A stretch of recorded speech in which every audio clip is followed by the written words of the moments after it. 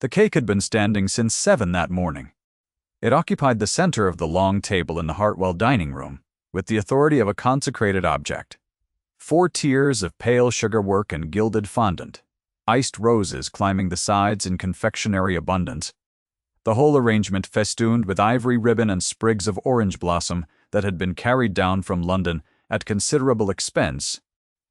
The footman had unwrapped it in the gray pre-dawn and arranged the silver-handled cake knife beside it on a bed of white satin, and there it waited. The guests would admire it, the toasts would be made. The knife would go in, and the thing would be done, and that would be that Cecily Hartwell stood at the window of the small morning room, dressed, at last, in the cream gown Mrs. Ashford had fastened at her back 20 minutes earlier. Her gloves were on, her hair was done. Outside the window the morning was clear and cold, the sort of autumn light that seems to promise nothing and deliver exactly that. She was watching a wren on the garden wall. The wren did not know it was a wedding day. It picked at something invisible in the stone, and then was gone.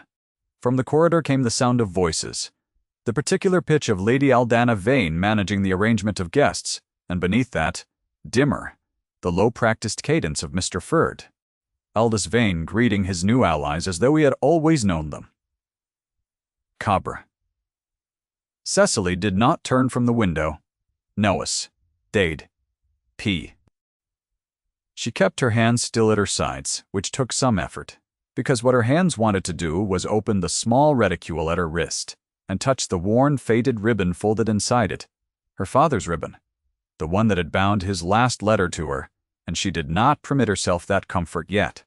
From across the crowded entrance hall, through the half-open morning-room door, a man stood at the precise edge of the threshold. Edward Carey, Viscount Ashmore, was looking at her. He was not supposed to be looking at her. He was a guest like any other. A man who had been invited through a shared acquaintance and who had attended with every appearance of social correctness.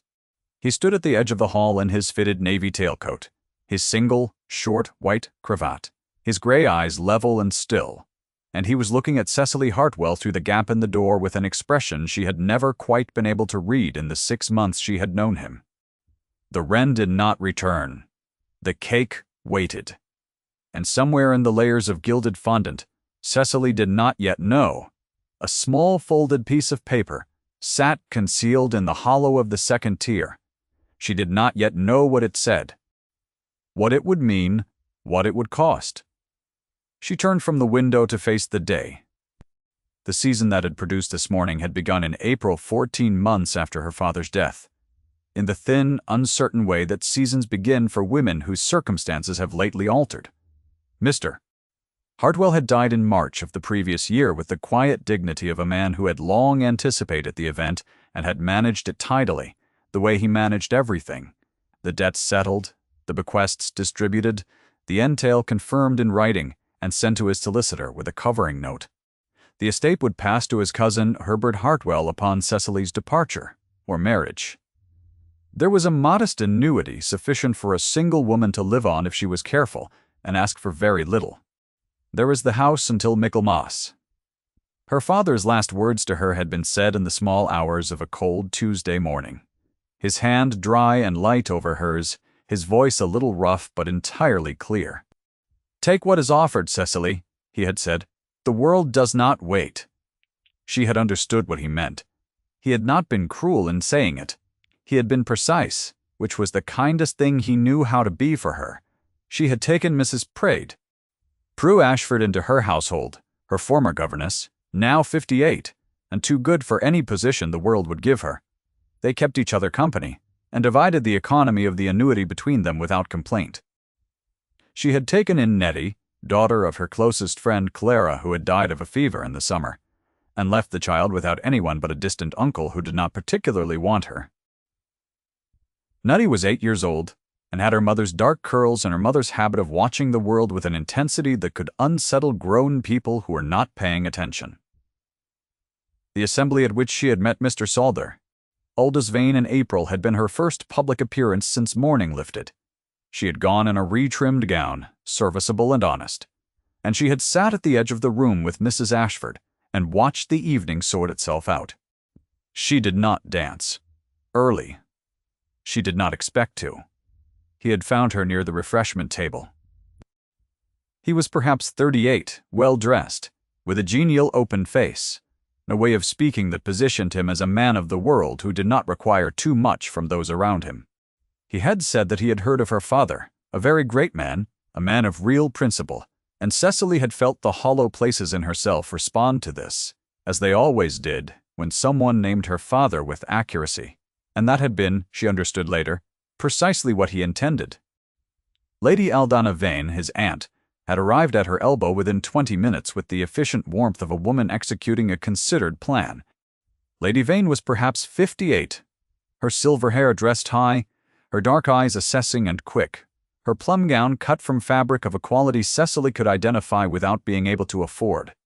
She had taken Cecily's hand and held it a half-second longer than ceremony required, and her smile had been a smile that knew things.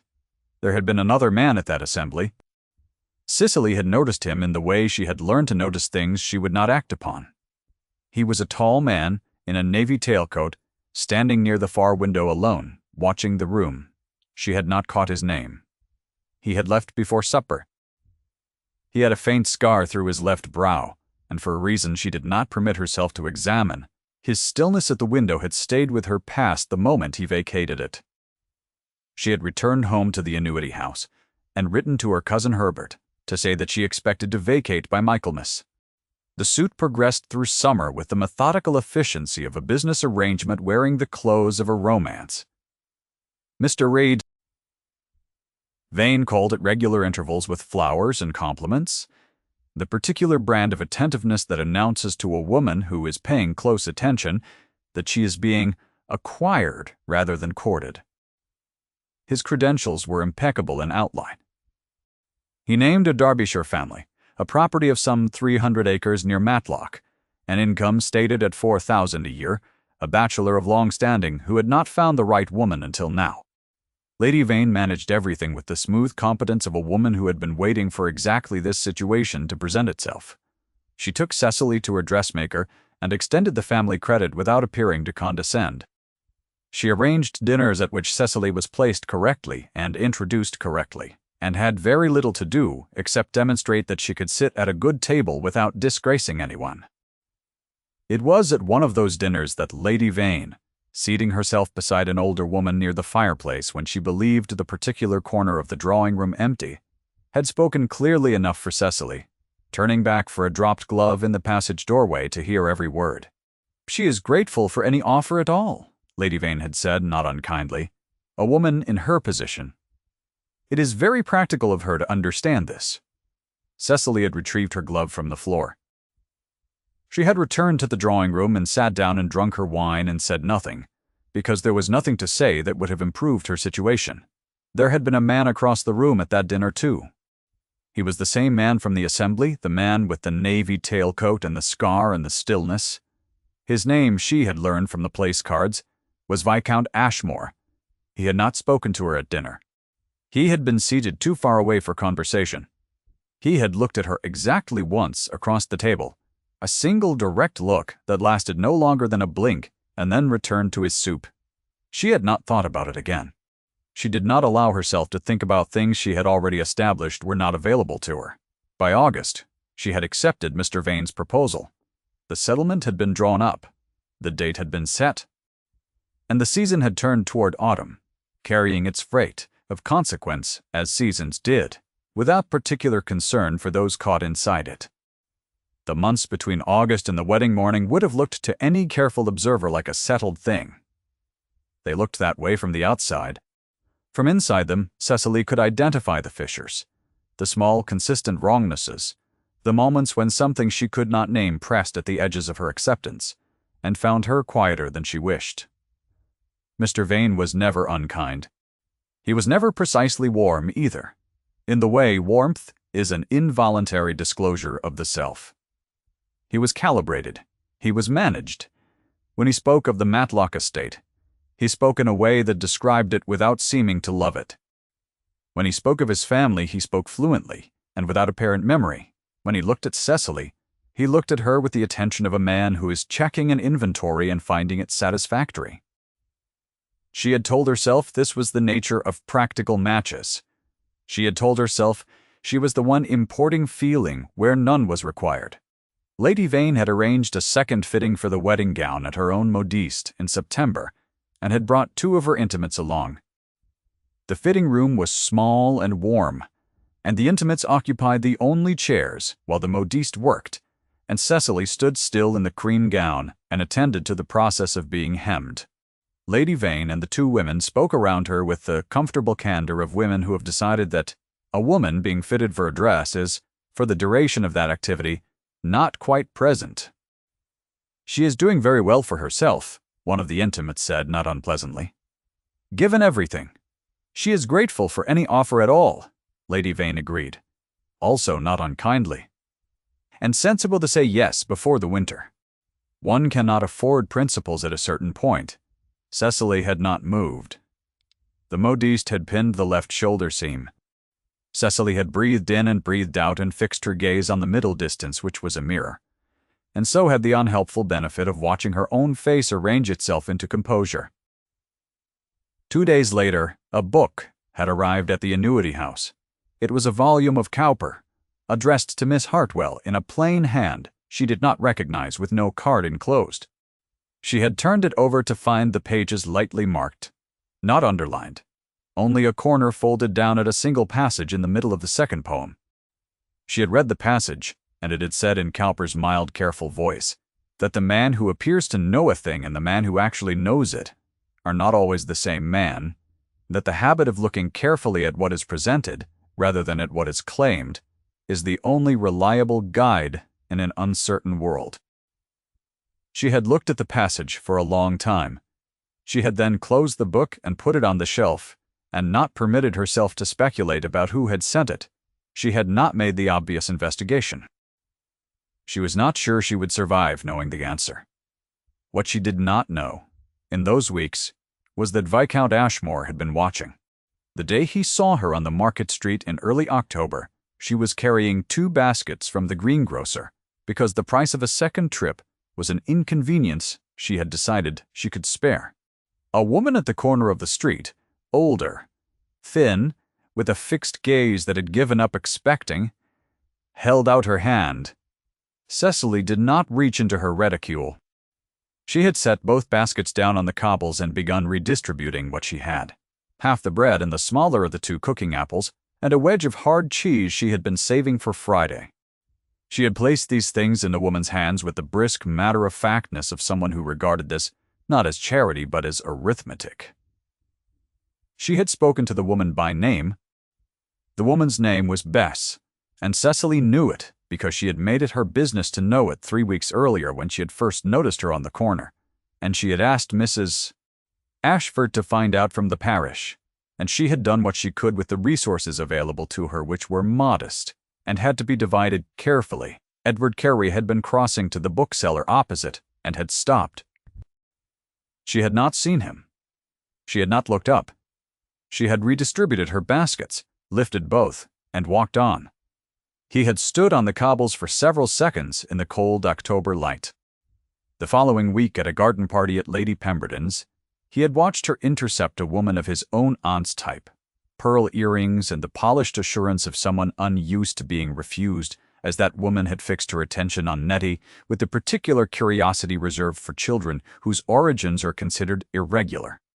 He had watched Cecily step between them with the neat economy of a woman who had decided this was not going to happen, and heard her redirect the conversation to the borders of Pemberton's garden in a tone so pleasantly firm that the woman in the pearl earrings had found herself discussing Pemberton's rosemary beds without quite understanding how she had.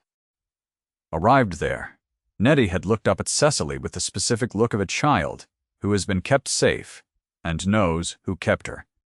He had stood under an oak at the edge of the garden and felt something arranged itself in him that he had been resisting for 6 months. He was a man who had learned caution at considerable cost. His father's gambling debts had been a private disaster that became a public one in the spring of 1810, and his engagement to Miss Dorothea Fellows had not survived the month in which the size of the debt became generally known. She had been, she told him, very sorry. She had been, he understood later, afraid, which was not the same thing as malicious, but produced the same result. He had spent 4 years retiring the debts, and 4 more recovering his social credit. And in that time he had learned not to want things he might have to surrender.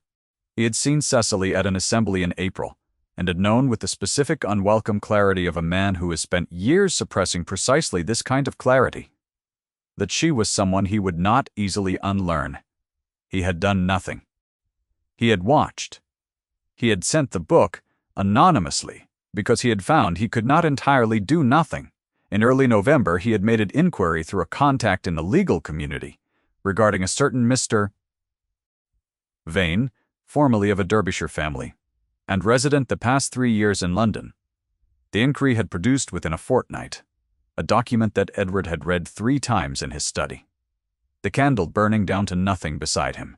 The document was a parish record from Gretna Green, dated November of 1795. It confirmed the marriage of one A. Vane, 19 years of age, to one Miss Mary Croft, 17. There was no record of dissolution. There was, consequently, no legal capacity for Mr. Vane to marry anyone at all. He had sat with this information for 48 hours. He could go to a magistrate. He could go to Cecily directly. He could go to the solicitor. Each of these options produced, when he held it in the light, the same problem. Cecily's name would be attached to the exposure, the ceremony would become a public scandal with herself at the center, and whatever came next would be decided by the machinery of public opinion rather than by any justice she had actually earned. He had thought for a long time about the wedding cake. Mrs. Ashford had let him in through the kitchen passage on the evening of November the 14th, 2 days before the wedding morning. She was a small, precise woman with a lace cap and steady dark eyes, and she had poured him tea without asking whether he wanted it, and placed a copy of the Gretna record in front of her on the table, and looked at him with the expression of a woman who has also been thinking very hard. "She will not thank us for a public scandal," Mrs. Ashford had said, "but she will not survive a fraudulent marriage."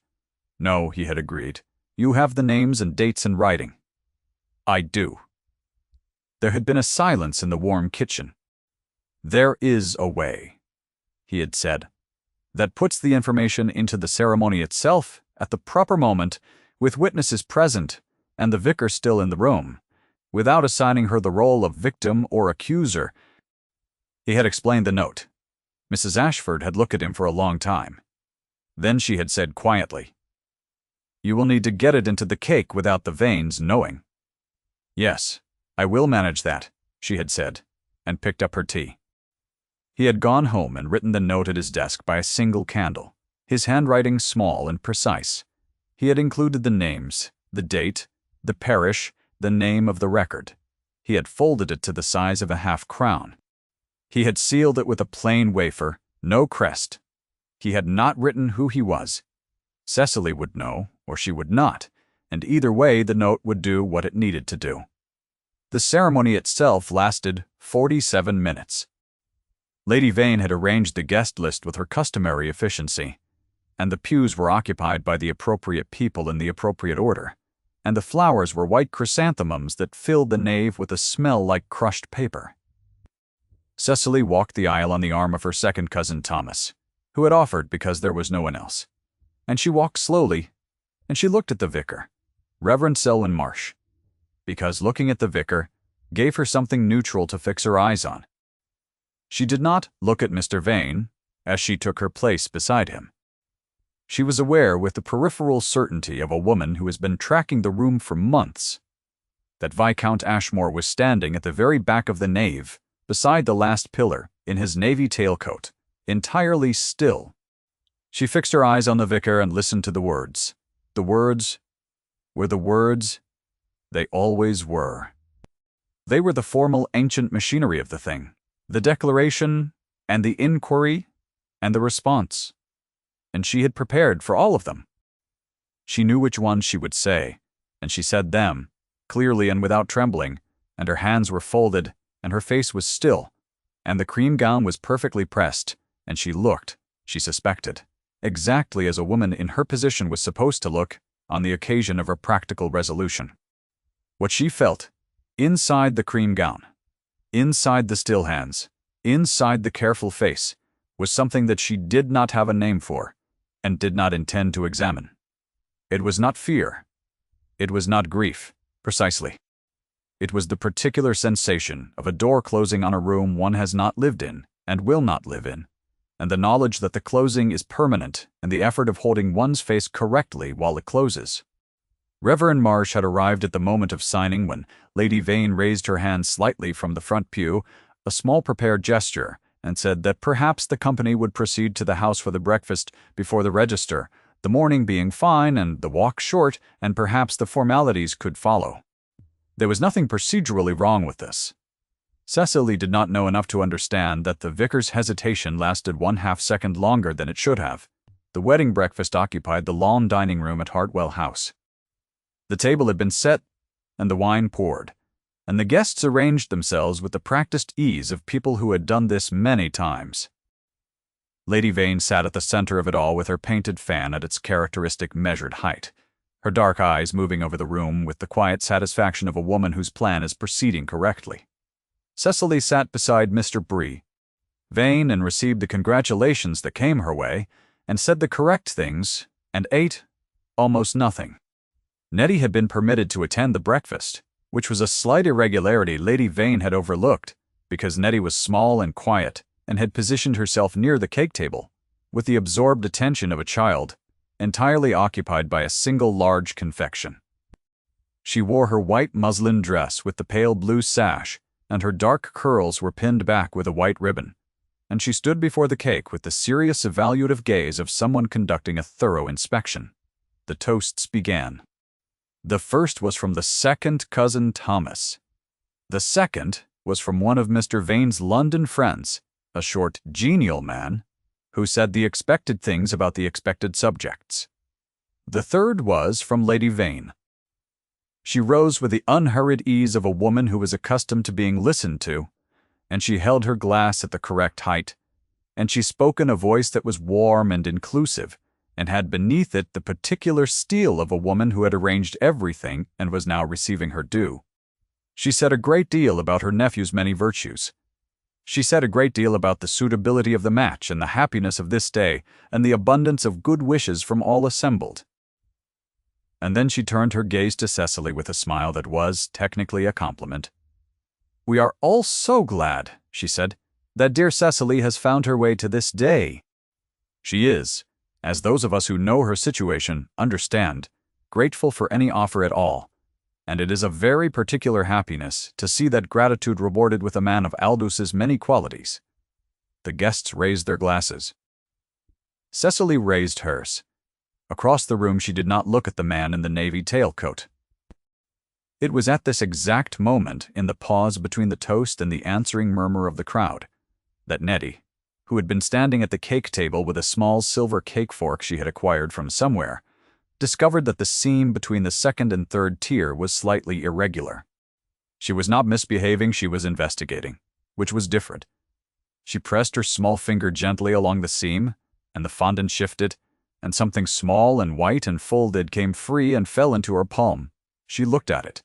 She looked at it with the intense, focused look of a child who has found something and is calculating whether it is the sort of thing that should be shared or the sort of thing that should be hidden.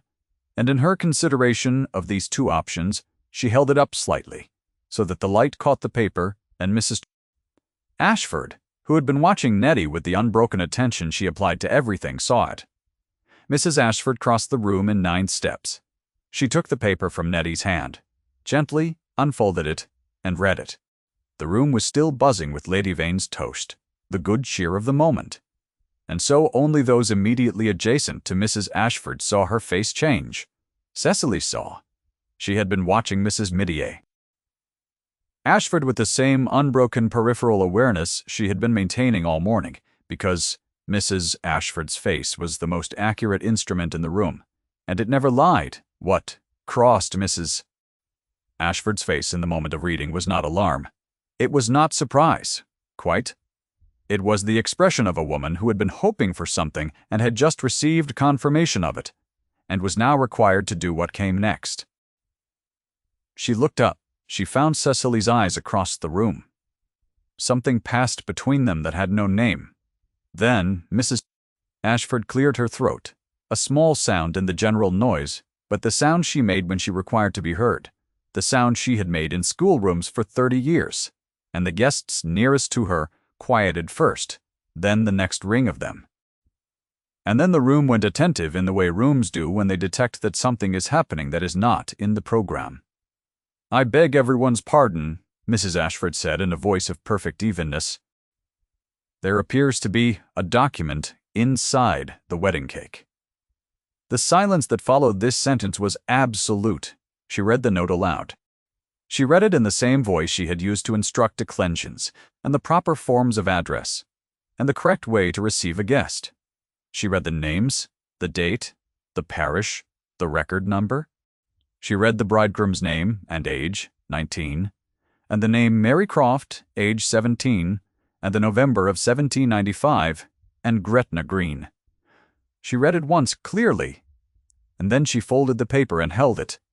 The room held its breath. Mr. Pemberton, the solicitor, who was seated 6 places down the table and had turned first gray and then a more deliberate color, said "Good God," in a low voice that was nonetheless entirely audible. Lady Vane's painted fan stilled in her hand. It did not drop. She was a woman of considerable discipline. It stilled. "Mr. Dighton," Vane said, "this is an outrage," in the tone of a man who has prepared for the possibility of discovery and has concluded that volume is the appropriate response. "This is a fabrication, an absolute fabrication, produced by someone who wishes to prevent this marriage for their own calculated reasons, and I will not stand here while my name is slandered in front of my own wedding guests." "Is the record false?" Reverend Marsh said from the doorway between the dining room and the hall where he had been quietly standing for some time. Mr. Vane said, "The record is fabricated." "Is Mary Croft alive?" There was a silence that lasted 3 heartbeats. "I do not see," Mr. Vane said in a different voice, the calculated one having given way to something considerably less managed, "that this is a relevant question." "It is entirely relevant," Mr. Pemberton said, rising from his chair. "If there is an existing legal marriage, there cannot be a second one. That is not a matter of opinion. That is the law of England." He looked at Lady Vane. "And if the lady at this table has been present in the arrangement of this match, with knowledge of this prior marriage, that is also a matter the law of England has opinions about." Lady Vane did not speak. Her fan remained still. Her dark eyes were doing a rapid calculation, and whatever she found at the end of it was not reassuring. Cecily was standing. She did not remember rising. She was simply on her feet, with the peculiar clarity that comes when a great deal of suspended understanding arrives all at once. And she was not looking at Mr. Vane. And she was not looking at Lady Vane. She was looking at the folded note in Mrs. Ashford's hand. "May I see it?" she said. Mrs. Ashford gave it to her. The writing was small and precise, and entirely unfamiliar. And then entirely familiar because she had not seen it before, but she knew whose hands made writing that looked like this, with this particular economy and this particular deliberateness. She had been looking at this man for 6 months, and she knew, without having to be told, what careful attention looked like when it was applied to a page. She raised her eyes. He was already crossing the room. He had been standing at the back of it for 11 seconds since the note was read, which was long enough for the room to have half forgotten he was there, and he crossed it now in the manner of a man who has made a decision and is not going to be dissuaded from it.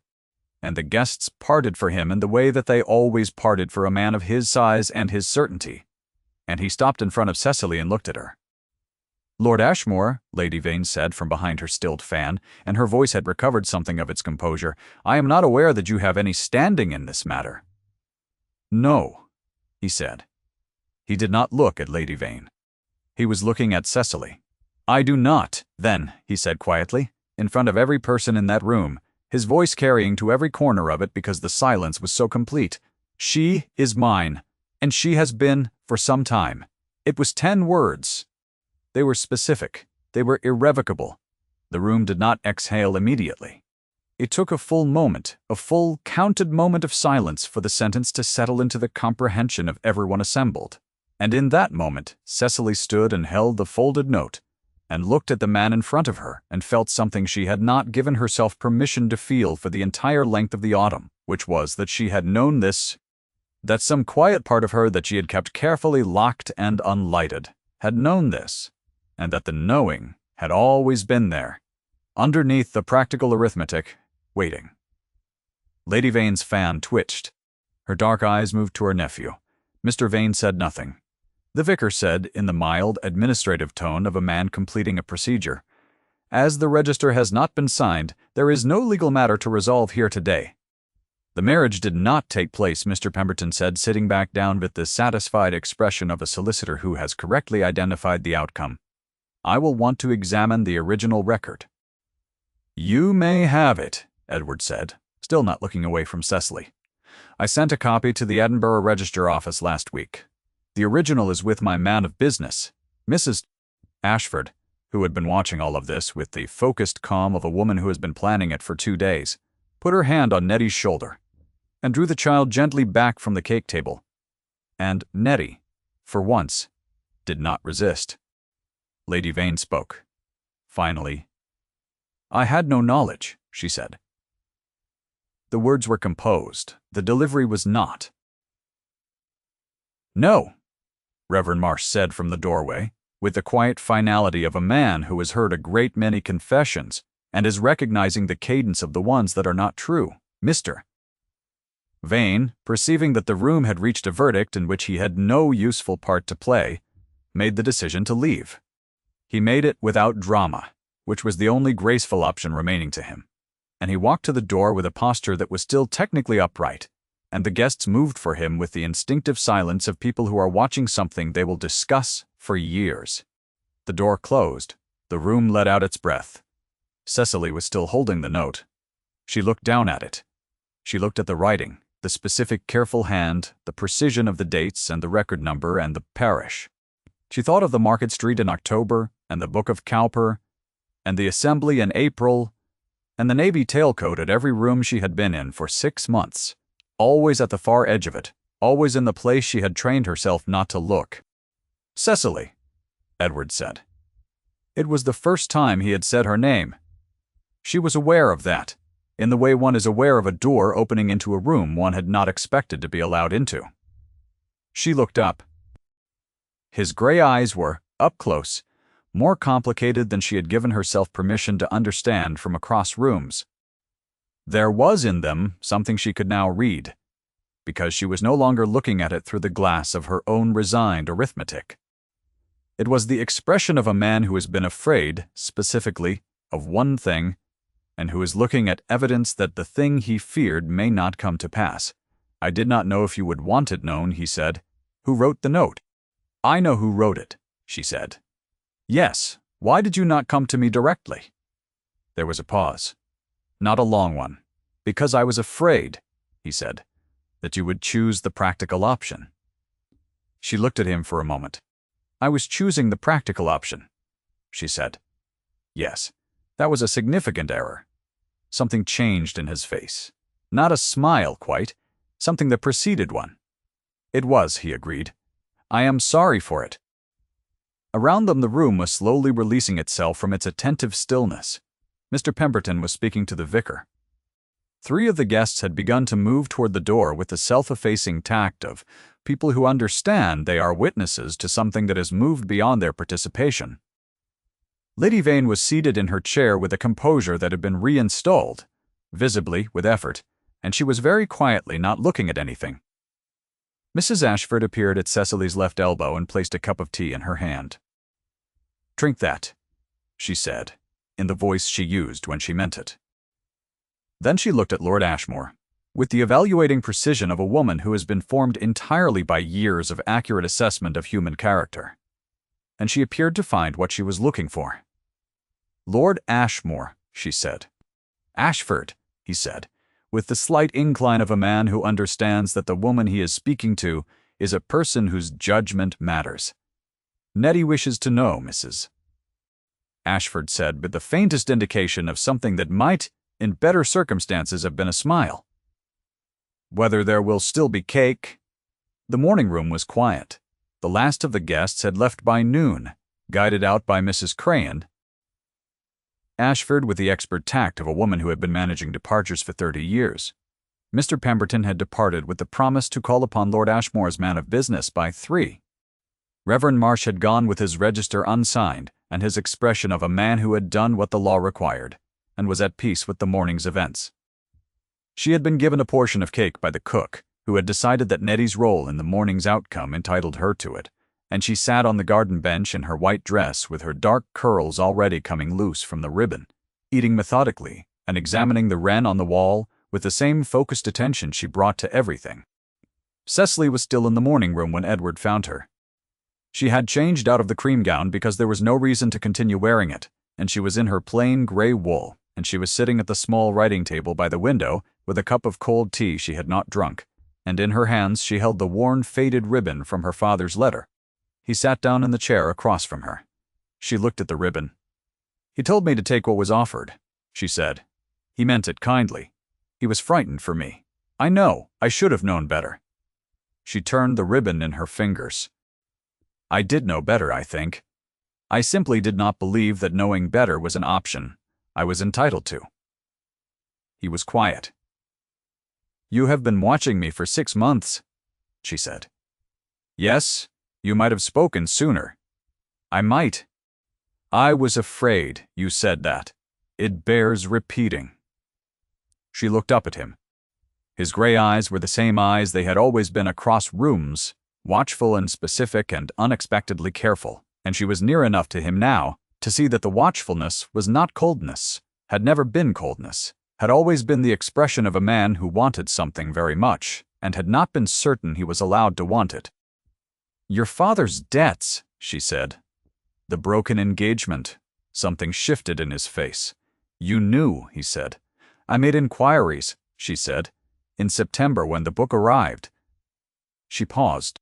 "I wanted to know who I was not permitted to think about." He said nothing for a moment.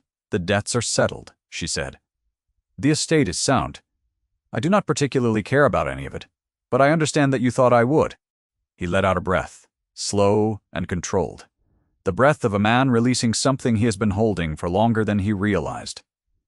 "She left," he said. "When she found out. I know. It taught me to expect a certain response." "It taught you incorrectly," Cecily said. She looked at the ribbon for a moment. "My father told me to take what was offered. He was trying to protect me in the way he knew how." He did not know, she said, that something would be offered that was worth having. He reached across the small table and put his hand over hers, where they held the ribbon, and was still. Outside, the wren returned to the garden wall. Natty, on the bench, looked up from her cake. She watched the wren for a moment with her dark, evaluating eyes, and then she looked at the morning room window with the sharp perception of a child who understands more than she is supposed to. And then she returned to the cake with a very small, private expression that was probably not a smile, except that it was. The fire in the morning room grate had burned low, and Mrs. Ashford came in to tend it, without disturbing the silence at the writing table. She added the coal, replaced the screen, and looked at the two people sitting with their hands together over the worn ribbon from a dead man's letter, and she found, as she had told herself she would find, that she had nothing to add. By the following spring, the papers were signed, the settlement drawn, the date fixed for April. The annuity house was given up. Nettie was given a room in the Ashmore London residence with a window that looked onto a garden, and she examined it with her characteristic focused gravity and declared it acceptable. The worn ribbon sat in a small glass dish on the writing table in Cecily's new sitting room, which looked onto a square and received the morning sun at an angle that turned the walls warm. The Cowper volume was on the shelf beside the door, the corner of the second poem still folded down. On the evening before the April wedding, not the false one and not the formal one, but the quiet one, the one with only the vicar and Mrs. Ashford and Nettie and the solicitor, required by law. Cecily stood at the window of the sitting room in the last of the light and held the ribbon and thought about her father. He had told her to take what was offered. He had been right about that in the end, except that what was offered turned out to be something she had not thought to name as possible, and she had almost missed it by accepting the invitation first. She thought he would have found this very funny. She thought he would have liked Edward, his particular quiet precision, the way he read a room and said very little, the way he crossed rooms when he had decided to cross them. She thought he would have said very dryly that she might have saved some difficulty by looking at the back wall of the room considerably earlier in the season. She was smiling when Edward came to find her. He looked at her face in the last light, and the expression that moved across his own face was not quite a smile either, but was the thing that preceded one, the thing she had been watching form across 6 months and 2 rooms and 1 long, specific morning. He held out his hand. She put the ribbon in the small glass dish. She took his hand. Outside the window of the sitting room, the garden was going dark, and the first of the evening candles had been lit inside. And Mrs. Ashford was calling Nettie in from somewhere, and the light in the room shifted from the cool gold of the ending afternoon into the warm, steadier light of the interior. And that was how it settled, the morning room and the ribbon and the long, careful season, finally done, into something that had always, in its quiet, peripheral way, been waiting to begin.